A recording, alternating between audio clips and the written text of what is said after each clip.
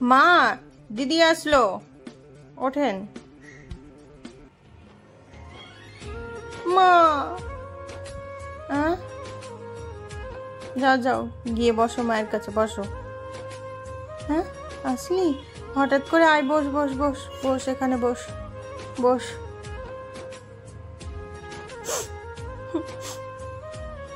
কি ব্যাপার, মুখটা এত শুকনো শুকনো লাগছে কেন? কিছু হয়েছে? বল আমাকে, বল। বৌমা, তুমি এখনো দাঁড়িয়ে আছো কেন? যাও, ওর জন্য শরবত করে নিয়ে এসো, আর বাসনগুলো আছে ধুয়ে নাও, আর গিয়ে রান্নাটা সেরে নাও। যাও যাও, এখানে কেন দাঁড়িয়ে আছো? যাও, সব সময় কথা শুনবে। যাচ্ছি মা। ঠিক আছে। তো কি হয়েছে মা, বল আমাকে, একটু খুলে বল। আমি তো তোর মা নাকি? কি হয়েছে? মুখকে গোমড়া করে থাকলে হবে, বল। আমার শাশুড়ি আমাকে দিয়ে সারাদিন রান্না করিয়ে নেয়, সারাদিন রান্না করি।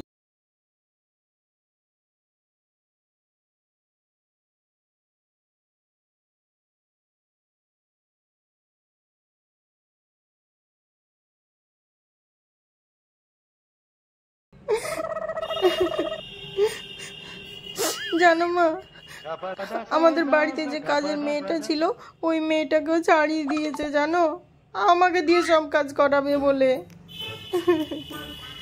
মা, এটা কিন্তু ঠিক করেনি।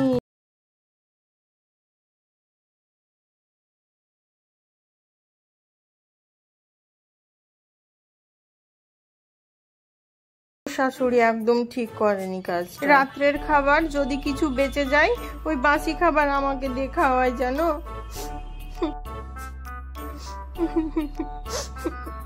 ওই রাত্রের খাবার আমাকে দিয়ে খাওয়ায়, ও নিজে খাবে না, বলে কিনা খাবার নষ্ট করতে হয় না, তো নিজে খা না, নিজে খাবে না, আমাকে দিয়ে খাওয়াবে সব। নাও, শরবত খেয়ে নাও। ঠিক আছে, আমি আসি। হ্যাঁ, আবার সেই দিন তরকারিতে একটু লবণ বেশি হয়ে গিয়েছে, সেই জন্য বলছে তোমার বাবা মা কি বাড়ি থেকে কিছুই শেখায়নি, কিছুই জানো না। বলছে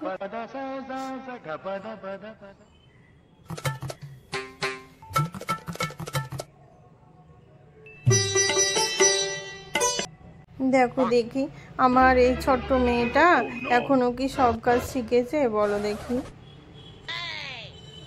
তুমি বলো। মা, মাংস রান্না করলাম, একটু দেখেন তো লবণ ঝাল হয়েছে কিনা। হয়েছে? দেখি।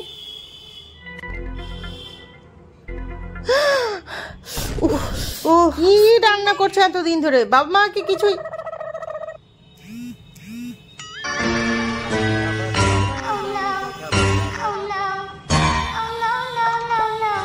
ঠিক আছে ঠিক আছে, যাও, খেয়ে নেব, একটু ঝাল বেশি হয়েছে।